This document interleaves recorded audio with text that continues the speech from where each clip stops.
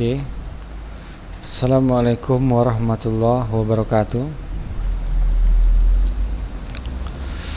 Alhamdulillahirabbil alamin. Segala puji kita ucapkan kepada Allah Subhanahu wa taala, yang mana pada hari ini kita masih diberikan kesempatan dan waktu luang hingga kita bisa mengikuti pembelajaran online kita pada hari ini, ya. Nah, hari ini materi kita adalah elektrokimia, ya. Nah, elektrokimia. Oke. Nah,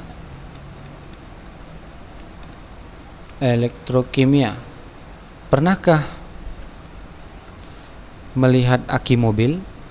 Nah, bagaimana cara kerja aki mobil? Nah, jadi sebelum kita masuk ke bab elektrokimia, ya, nanti terlebih dahulu kita akan masuk, ya, ke materi reaksi redoks. Karena di dalam elektrokimia ini itu terjadi berbagai proses reaksi reduksi maupun reaksi oksidasi, ya. Nah, jadi nanti di dalamnya itu terjadi proses oksidasi dan reduksi. Apa itu pengertian daripada reaksi redoks? Nah, reaksi redoks itu adalah reaksi yang di dalamnya terjadi serah terima elektron antar zat, atau reaksi yang disertai dengan perubahan bilangan oksidasi unsur. Nah, kalau misalkan reaksi oksidasi itu apa pengertian reaksi oksidasi? Reaksi pelepasan elektron atau peningkatan bilangan oksidasi, ya. Nah, jadi di sini, ya, reaksi redoks itu dia tadi apa? Reaksi yang di dalamnya terjadi reaksi reduksi dan reaksi oksidasi. Redoks itu artinya reduksi dan oksidasi. Berarti dalam suatu reaksi terjadi oksidasi dan terjadi reduksi, ya. Jadi kalau misalkan seperti ini, ya. Seperti ini. Nah, Fe3+ tambah 3 elektron menghasilkan Fe. Nah, di sini Fe3+, berarti muatannya adalah 3+. Muatannya adalah 3+, ya. Kemudian ini bilangan oksidasinya berapa, kan begitu. Nah, jadi kalau dia Fe3+, itu bilangan oksidasinya adalah positif 3, ya, sesuai dengan muatannya. Kemudian kalau dia Fe, itu bilangan oksidasinya adalah 0, ya. Fe3+ bilangan oksidasinya adalah positif 3, sedangkan Fe bilangan oksidasinya adalah 0. Nah, kemudian ini proses apa namanya? Kalau dia bilangan oksidasinya dari 3 ke 0 berarti turun. Kalau dia turun berarti dia mengalami apa? Mengalami reduksi, ya, penurunan bilangan oksidasi atau reduksi, ya. Kalau misalkan naik, ya, peningkatan bilangan oksidasi. Nah, Na dia bilangan oksidasinya ke 0. Kemudian naik dia. Ini Na positif berarti bilangan oksidasinya positif 1. Berarti dari 0 ke 1 berarti dia mengalami kenaikan. Nah, kalau naik dari 0 ke 1, maka ini disebut dengan proses oksidasi, ya. Dari 0 ke 1 kan naik, maka dia disebut dengan proses oksidasi, ya, peningkatan bilangan oksidasi. Dari 0 ke 1 kan naik, maka dia disebut dengan proses oksidasi. Nah, di sini, nah, tadi sebelumnya bertanya-tanya, ya kan? Kenapa bisa 3? Kenapa bisa 0? Kenapa bisa 0? Kenapa bisa 1? Kan begitu untuk bilangan oksidasi. Nah, bilangan oksidasi akan kita bahas berikut ini ya. Nah, bilangan oksidasi itu adalah apa?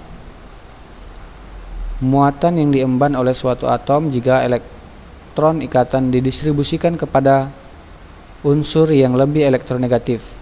Nah, jadi setiap unsur itu dia memiliki bilangan oksidasi. Ya.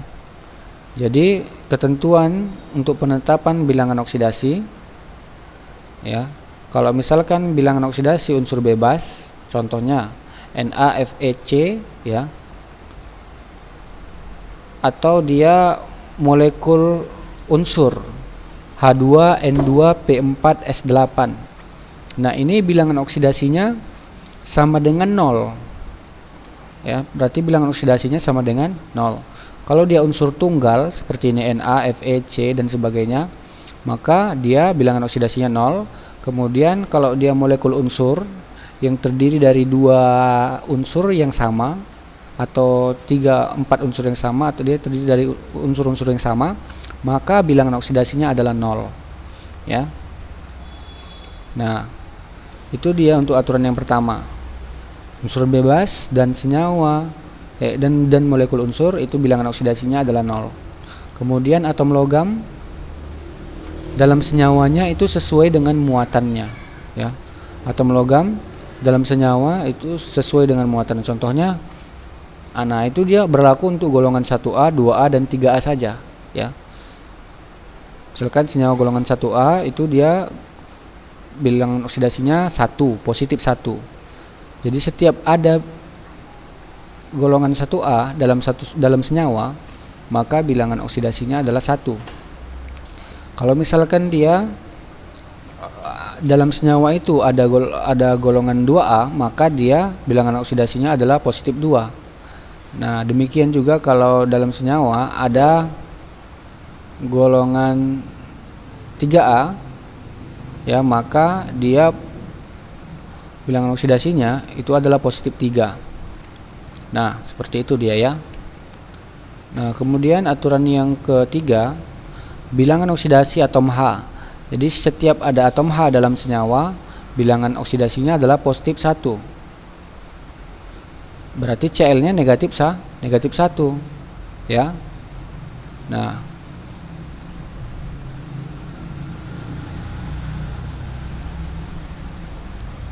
kemudian ini dia NaH. Nah, kecuali juga jika berikatan dengan unsur logam hidrida. Nah, jadi kalau misalkan H-nya berikatan dengan unsur golongan 1A ya, itu maka Na-nya menjadi negatif. Nah, bagaimana jikalau bilangan oksidasi atom O? O dia gimana? O dia negatif 2 ya. O dia negatif 2 ya. Kecuali jika berikatan dengan atom F. Ya, kecuali berikatan dengan atom F. Bilangan atom O dia umumnya negatif 2, kecuali dia berikatan dengan atom F.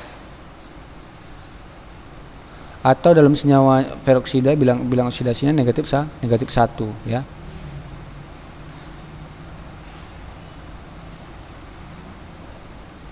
O-nya berarti negatif 1. Nah, kemudian bilangan oksidasi atom O itu adalah negatif 2. Jadi kalau ada atom O dalam suatu senyawa, maka bilangan oksidasinya adalah negatif 2 ya. Oke. Jumlah seluruh bilangan oksidasi atom-atom penyusun suatu ion sama dengan muatan ion tersebut. Berarti kalau misalkan dia S2-, berarti bilangan oksidasinya sama dengan -2 ya. Kalau misalkan dia F3+, maka bilangan oksidasinya adalah positif 3. Kalau misalkan Cr2O7 2-, berarti bilangan oksidasinya adalah -2 ya. Nah, berarti di sini Jumlah seluruh bilangan oksidasi atom-atom penyusun suatu ion minum suatu senyawa dalam muatan itu adalah min 2, ya. Jumlah bilangan oksidasi unsur-unsur pembentuk senyawa netral sama dengan 0. Berarti kalau dia senyawanya dia netral, maka biloxnya adalah 0, ya. Senyawa netral, dia tidak ada muatannya, maka biloxnya sama dengan 0. Contohnya misalkan Fe2O3. Nah, Fe2O3. Berarti di sini yang ditanya adalah Fe, ya kan? Karena O diketahui di dalam senyawa. Di dalam aturan, ada dalam aturan. O ada dalam aturan, dia min 2. Maka yang ditanya itu adalah si Fe. Maka kita simbolkanlah Fe sebagai X. Maka 2X tambah 3. Nah, ini harusnya 2X, ya. 2X ditambah 3 kurang min 2 sama dengan 0 harusnya, ya. 2X ditambah 3 kali min 2. Sorry. Ya, 2X ditambah 3 kali min 2. Nah, seperti ini dia.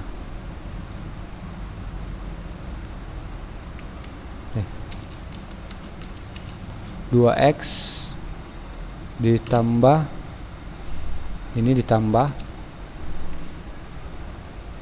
3 dikali min 2. Nah, harusnya seperti ini. 2X ditambah 3 dikali min 2. Berarti ini Fe nya 2X, O nya adalah 3. 3 dikali min 2 sama dengan 0. Oke, ya. Nah, seperti itu, ya. Maka nanti hasilnya 2X tambah min 6. 2X kurang 6 sama dengan 0. Ya kan? 2X kurang 6 sama dengan 0.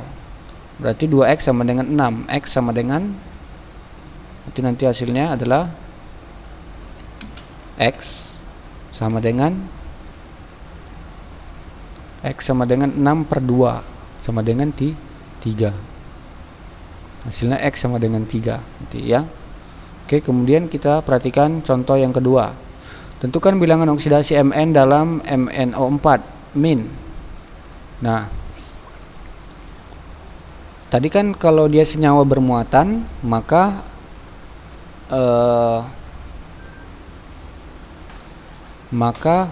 itu akan sesuai dengan muatannya, ya. Jadi kalau misalkan Mn bilangan oksidasinya yang ditanya, ya, karena tidak ada dalam aturan. Ini bukan MnO4, ya, tapi di sini dia, ya.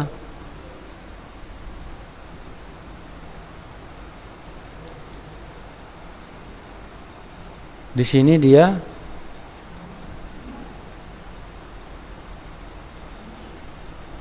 sini dia MnO4, ya, MnO4 min, ya. Berarti 4 kali min 2. Ini, ya. 1 dikali X tambah 4 dikali min 2. Berarti min 1 sama dengan X kurang 8. Berarti X sama dengan 7. Min 1 sama dengan 1 ditambah X tambah 4 dikali min 2. 1 min 1 sama dengan X dikurang 8. Berarti X sama dengan 7. Nah, seperti itu dia, ya. Nah, reaksi autoredoks itu apa? Reaksi ketika suatu zat mengalami reduksi dan oksidasi secara serentak. Ya, berarti di sini terjadi oksidasi dan reduksi secara apa? Secara bersamaan. Nah, itulah dia reaksi autoredoks, ya. Reaksi ketika zat mengalami reaksi reduksi dan oksidasi secara serentak. Nah, Cl di sini mengalami apa? Cl di sini kan dia 0 biloxnya. Nah, kemari Biloxnya berapa? Kemari biloxnya min 1. Nah, kalau misalkan ini ya, Cl kemari biloxnya jadi positif 1, ya kan? Nah, biloxnya kemari jadi positif 1. Ini Cl kemari jadi negatif 1, sedangkan Cl kemari jadi positif 1. Di sini kan di KCl kan dia biloxnya positif 1, ya kan? Karena K itu kan ada dalam aturan, maka dia positif 1, di sini min 1. Maka KCl dia min 1. Kalau misalkan KClO, maka di sini K positif 1 sesuai aturan, Cl yang ditanya X, O-nya min 2. Nanti didapat hasilnya adalah positif 1 Cl yang di sini. Maka dari 0 ke min 1 itu kan mengalami penurunan, reduksi. Dari 0 ke positif 1 itu mengalami kenaikan, berarti oksidasi. Berarti kalau Cl-nya mengalami oksidasi dan mengalami reduksi, satu zat mengalami oksidasi dan mengalami reduksi, maka dia disebut dengan reaksi autoredoks. Satu zat mengalami oksidasi dan mengalami reduksi, itu disebut dengan autoredoks. Nah, kemudian kalau dia, nah ini dia contoh reaksi redoks tadi ya. Reaksi redoks yaitu satu zat mengalami oksidasi, satu zat mengalami reduksi. Ya. Ag plus, berarti di sini bilangan oksidasinya sesuai dengan muatan yang sesuai aturan yang tadi, positif 1. Kemudian kalau dia Ag, bilangan oksidasinya adalah 0. Ni bilangan oksidasinya adalah 0. Sedangkan Ni2+, bilangan oksidasinya adalah positif 2. Maka 1 ke 0 itu mengalami penurunan, disebut dengan reduksi. Dari 0 ke 2 itu mengalami oksidasi. Ya. Nah, jadi pereduksi atau reduktor yaitu zat yang mengalami reaksi oksidasi. Jadi reduktor itu adalah zat yang mengalami reaksi oksidasi. Kalau dia oksidator yaitu zat yang mengalami reaksi reduksi dan menyebabkan zat lain teroksidasi. Berarti kalau oksidator mengalami reduksi, reduktor mengalami oksidasi, ya. Berarti yang reduktor di sini adalah Ni karena dia mengalami oksidasi, dan yang oksidator adalah Ag karena dia mengalami reduksi, ya. Oke. Nah,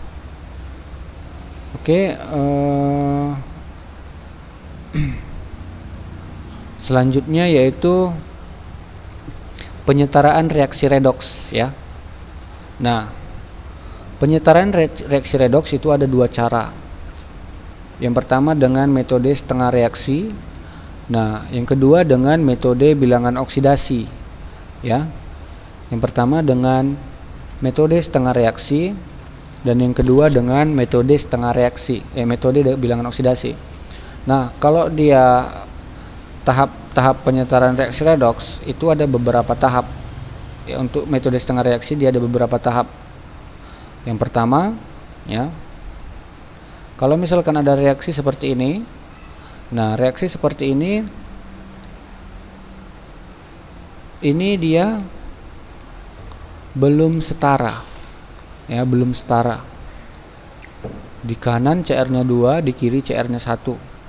Sedangkan kalau di sini ada O, di sini tidak ada O, maka ini harus kita setarakan dengan metode setengah reaksi.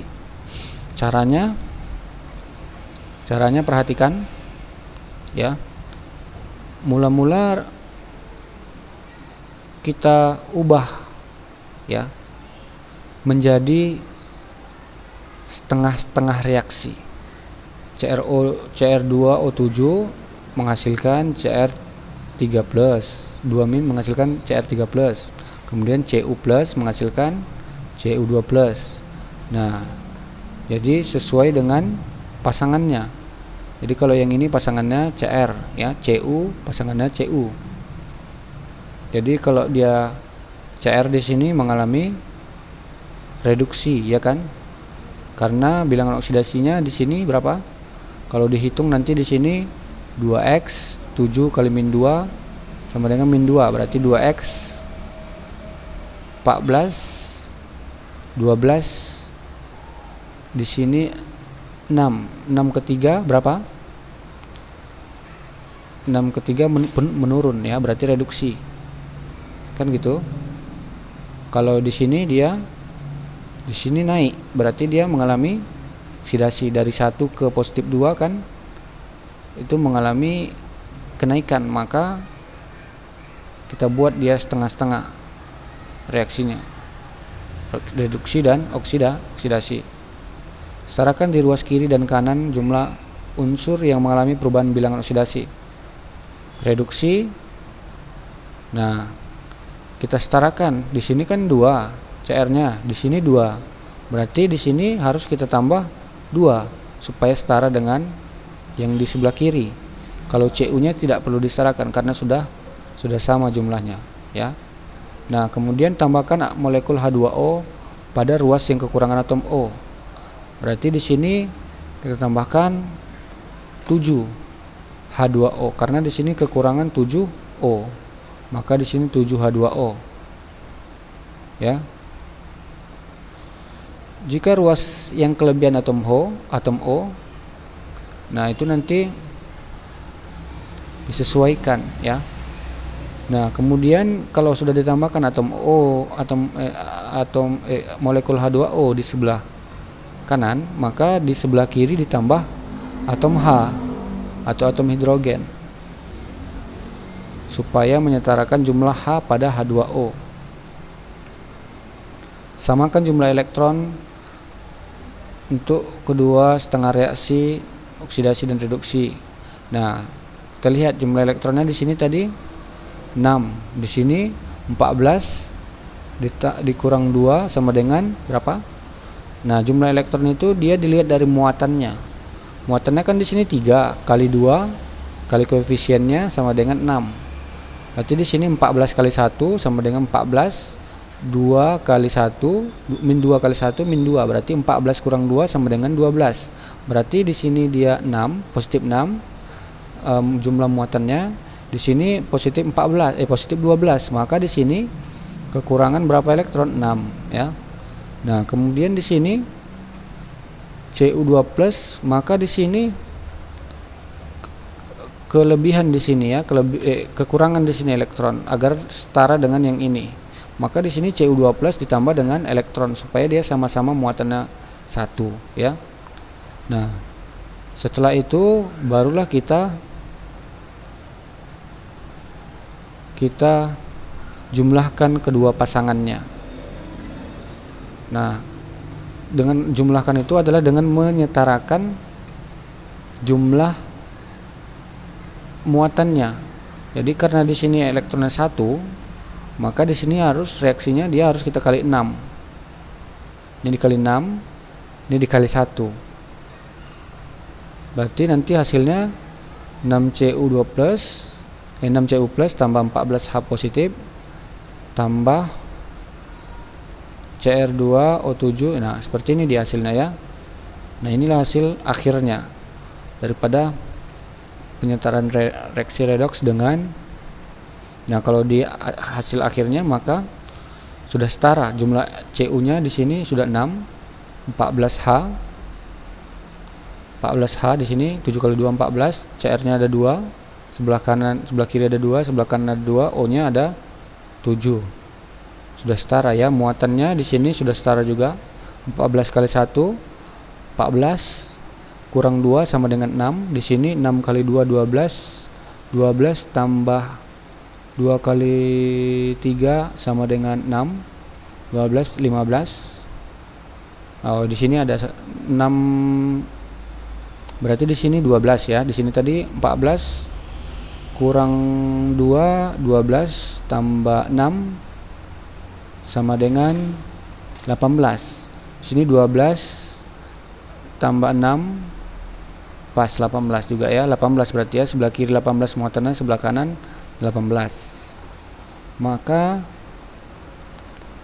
itulah dia cara penyetaraan reaksi redoks dengan metode setengah reaksi. Kemudian kalau cara perubahan bilangan oksidasi, nah caranya gimana? Nah caranya yang pertama itu dia tulis dulu reaksinya, kemudian setarakan jumlah unsur-unsur yang mengalami perubahan bilangan oksidasi. Nah jadi di sini kita setarakan yang mengalami perubahan bilangan oksidasi. Berarti di sini kan BR-nya 1, di sini BR-nya 2. Maka kita tambahkan di sini 2, koefisiennya di depannya 2 ya. Kemudian Mn-nya udah setara ya. Mn-nya udah setara. Kalau O kan tidak mengalami perubahan. Kenapa? Karena O dia ada dalam aturan. Maka di sini Mn-nya sudah setara, BR-nya sudah setara. Hitung jumlah berkurang dan bertambahnya bilangan oksidasi. Berarti di sini MnO 4 min. Berarti O kan dia min 2, aturannya dalam aturan. 4 kali min 2 sama dengan min 8. Sama dengan min 1. Berarti X dikurang 8 sama dengan min 1. X dikurang 8 sama dengan min 1. Berarti X sama dengan min 7, ya kan? X kurang 8 sama dengan min 1. Berarti X sama dengan min 7 ya. Kalau BR ini dia min, kemudian ini plus 2 plus ya, ini 0. Berarti min 2 ini 0. Berarti ini min 2, berarti ini turun 2, ini naik berapa? Naik 5 ya. Nah, setarakan jumlah kedua perubahan bilangan oksidasi. Berarti dikalikan aja sesuai dengan kenaikan dan penurunannya. Misalkan di sini tadi kali 2 ya. Berarti yang ini tadi kali 2 supaya dia setara ya, ini dikali 2, ini dikali 5, ini dikali 2, yang ini dikali 5. Berarti 2 MnO4 tambah 10 dikali 10 BR min tambah 2 MnO2 plus tambah 5 BR2. Nah, hitung jumlah muatan kiri dan kanan. Ini min 12, ini min 4. Nah, jika muatan luas kiri lebih negatif, maka ditambahkan atom H+ sebanyak muatan kanan. Berarti di sini positif 4, di sini min 12. Maka di sini ditambahkan 16. Ditambahkan berapa? 16 H+ supaya muatannya mengimbangi muatan yang di kanan. Muatan yang di kanan kan positif 4. Maka di sini ditambahkan 16 H positif agar yang di sebelah kanan dia muatannya setara sama yang di sebelah kiri. Nah, kalau sudah demikian, tambahkan H2O di ruas kanan untuk menyetarakan jumlah atom hidrogen. Di hidrogennya sini 16, di sini harus ditambahkan H2O agar menyetarakan dengan atom hidrogen yang ditambahkan di sebelah kiri tadi. Ya, mungkin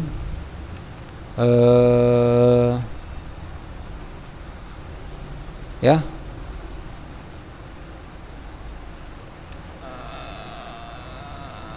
Untuk hari ini, untuk pembelajaran kita kali ini ya, itu tidak ada soal kuis ya. Kemungkinan soal kuis untuk materi hari ini itu digabung dengan materi yang akan disampaikan minggu depan ya. Nah, oke, mungkin demikianlah pembelajaran kita pada hari ini. Lebih dan kurang mohon maaf. Assalamualaikum warahmatullahi wabarakatuh.